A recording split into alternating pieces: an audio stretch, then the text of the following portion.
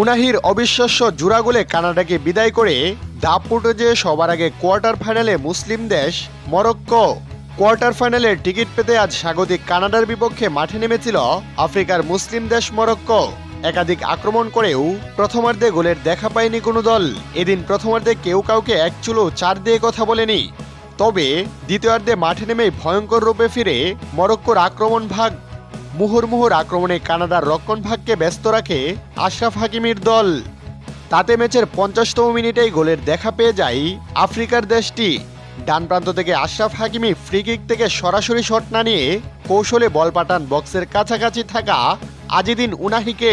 দারুণ এক মাটি কামড়ানো শটে ১০০ কিলোমিটার গতিতে বল কানাডার জাল কাপায় ডিফেন্ডার উনাহি। তাতেই উল্লাসে ফেটে পড়ে মরক্কো শিবির। এদিন গোল করেও ক্লান্ত হননি মরক্কো। মুহুর্মুহুর আক্রমণ চলতেই থাকে কানাডার রক্ষণ ভাগে। এতে ম্যাচের ৮১তম মিনিটে গিয়ে দ্বিতীয়বারের মতো কানাডার জাল কাপায় মরক্কো। এবার ডি বক্সের ডান দিক থেকে ব্রাহিম দিয়াজের বাড়িয়ে দেওয়া বলে আবারও গোল করে সেই আজিদিন উনাহি। ২-০ গোলে এগিয়ে যায় মরক্কো।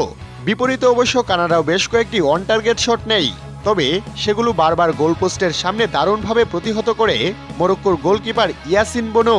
তাতে শেষ পর্যন্ত কানাডাকে হারিয়ে কোয়ার্টার ফাইনাল নিশ্চিত করে আফ্রিকা মহাদেশের মুসলিম দেশ মরক্কো।